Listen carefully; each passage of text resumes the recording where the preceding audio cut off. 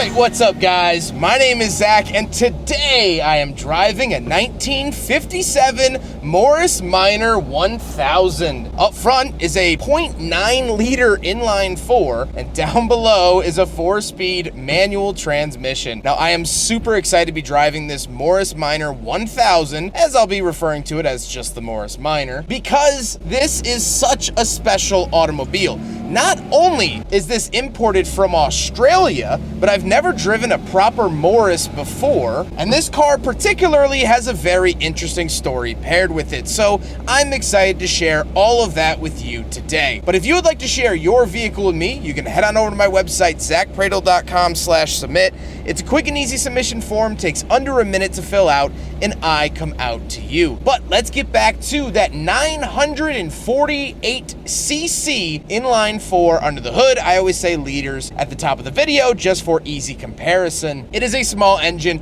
and that's where the 1000 actually comes from in the Morris Minor name. They round it up to 1000 cc's or a 1 liter, but in all actuality, it's actually a 0.9. It's an A family engine from BMC, which is the British Motor Corporation, and was used in several other vehicles, but it is known for being pretty reliable. In the time that the current owner has had it, since 2011, he hasn't really had any issues besides a clutch cable needing a new end put on, which doesn't even have to do with the engine. It makes 36 horsepower, and according to the statistics I could find online, its 0 to 60 time is 31.3 seconds. So I will give you an idea of how long that is while we talk about the transmission. The transmission is a 4-speed manual transmission. It's actually quite delightful to shift. First gear is unsynchronized. It's actually really clicky into gear. The clutch is super light, super forgiving, which is interesting because part of it is actually made out of essentially pencil lead. So you wouldn't think it would feel great, but it actually does. Last but not least, the Morris Minor is rear wheel drive. And part of me expected it to be front wheel drive. So a cool little fun sporty addition to the Morris Minor. So how does it feel to actually drive a Morris Minor? Well, it's a lot more fun than you'd think. You can really feel and see where the later Mini got its influences from. I've driven Mini Coopers, well, they're just known as Minis back in the day. From the 80s, seen here, I've driven a couple of these, and they're really fun, chuckable, shift great, and they drive like go-karts. This shares most of those characteristics. The steering is pretty tight. It handles really well. Low displacement, low power, but high fun. And that is really glorious, and sort of the cornerstone of the Morris Minor is just how fun it is to drive. The owner actually tracks this vehicle a couple times a year. That's why you'll see that Blackhawk Farms Raceway sticker on the back. That's not facetious, it's legit. This car gets tracked, and while it might not break track records, it definitely wins its own place in viewers' hearts. With that stuff out of the way, let's talk about the interior. Well, in front of me, I actually have a glove box. So symmetry was a big deal to the designers of the Morris Minor. And so because there's a glove box on the left, they gave one on the right. So in left-hand and right-hand drive markets, it's completely identical and they get to reuse parts. So you get a little box in front of you instead of a gauge cluster. The steering wheel has a logo on it, but nothing else. And this does not feel very sporty. This feels very 1950s, but to be expected. Moving out of the door, we have the crank for the window. We have an openable smoker's window. Love to see that. And a little strap to pull the door closed. That's it, all lightweight, easy materials here in the Morris Minor. Moving into the center, this is where you'll find your gauge clusters. So I do a speedometer on the outside, odometer on the inside, and fuel, as well as a couple of warning lights for like my indicators, my beams, oil, and ignition, but that's it. Very simple. Now down below, you'll find a bunch of interesting pull tabs. So all the way off to the left, this is C, which stands for choke.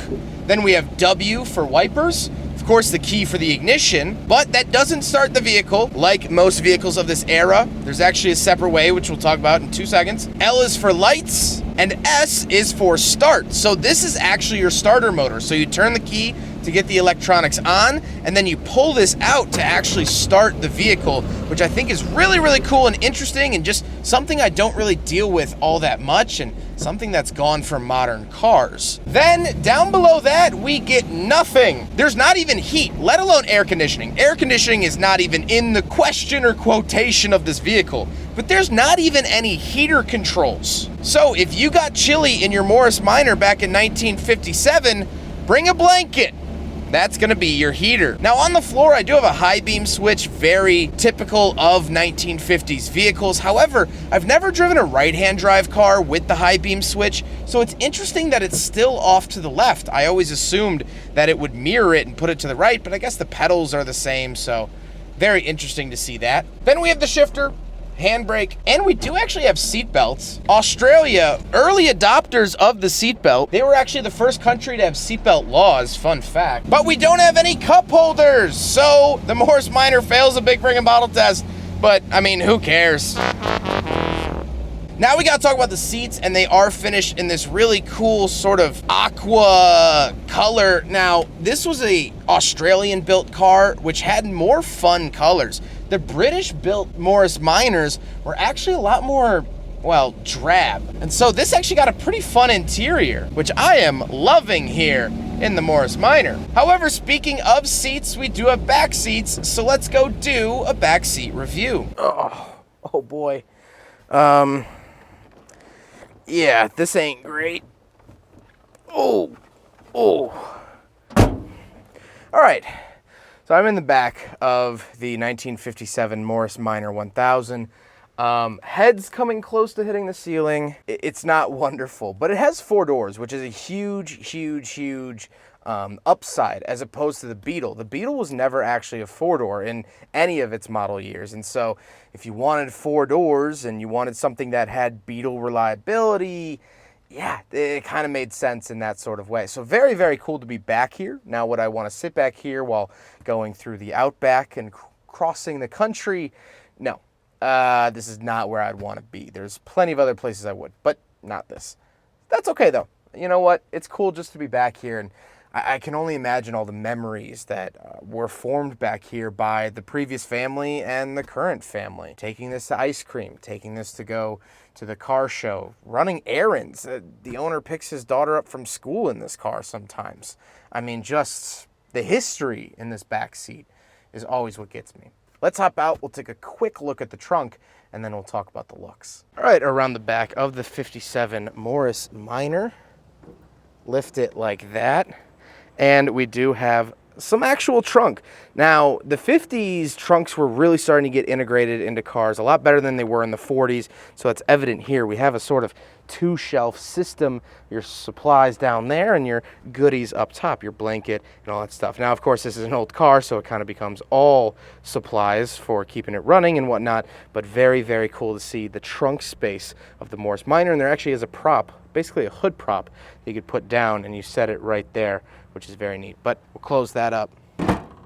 And there we go. Now we gotta talk about the looks, and I love the look of the Minor. It's not anything crazy, but I love how small it is, and I love how it's sort of holding on to the design of the 1940s. You see, the UK was pretty behind in the late 40s and early 50s because they were cleaning up after the war. Everyone just assumes that, well, once the war ended, life went back to normal, and that wasn't the case for Europe because that's where the war mostly took place. I know there was, of course, the Pacific Theater and Africa and all this stuff, but Europe took the brunt of it, and so there wasn't a whole lot of advancement there. There was a lot of advancement in technology in other countries, but in England, not so much. So you can tell just by looking at this car that, yeah, it does look dated even by 1957 standards. But I still think it's chipper and cute, and I'm happy to be behind the wheel. With that being said, let's get on to my final thoughts. What do I think driving a Morris Minor 1000 from 1957?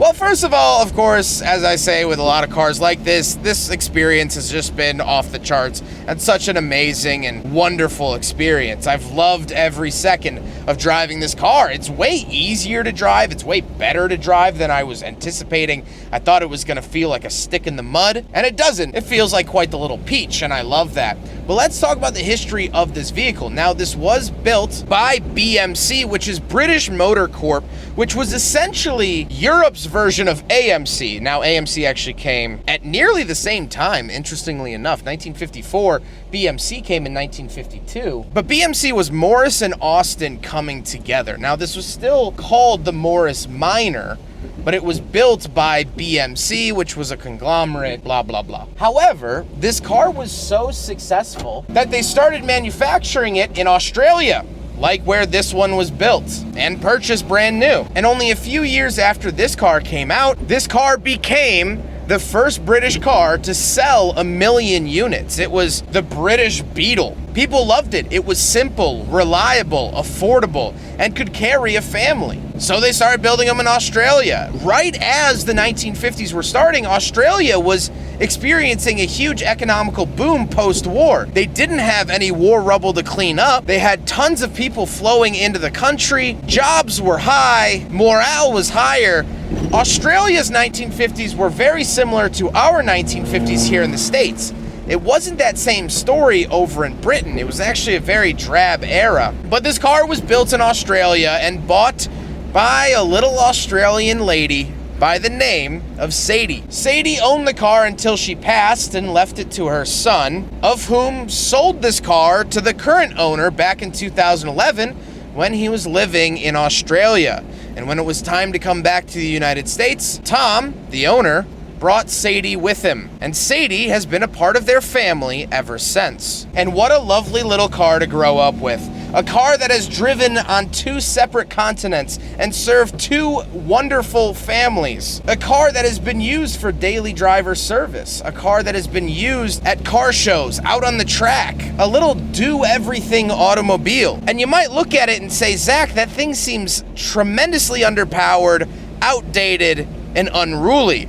But you would be wrong on nearly all 3 of those accounts. No, it might not be the most modern tech in the world, but I'm driving it on modern streets and keeping up with modern traffic. And that's all I can ask for out of a little old timer like this. I hope you guys enjoyed the video. We actually ran kind of long for a vintage car review here on the channel. Normally they're quite a bit shorter, but I just love this thing so much, and I was so excited to talk about the history of it. Huge thank you to Tom for letting me take out his Morris Minor and reaching out to me with such a unique and wonderful piece of history. Please share your Morris Minor stories down below. Did you have a mom that drove you to school in one? Was it what you took your learner's permit in? Do you currently own one? Are you in Australia? Are you in the UK? Are you in the US? Let me hear it down below. I would love to hear your thoughts, but huge thank you to Tom. What a wonderful experience this has been, and what a wonderful person to work with. Tom is super knowledgeable, super friendly, and I very much look forward to working with him again at some point in the future. But I hope you guys enjoyed the video. Don't forget to rate the video, comment on the video, and subscribe if you really liked it. Take care, guys.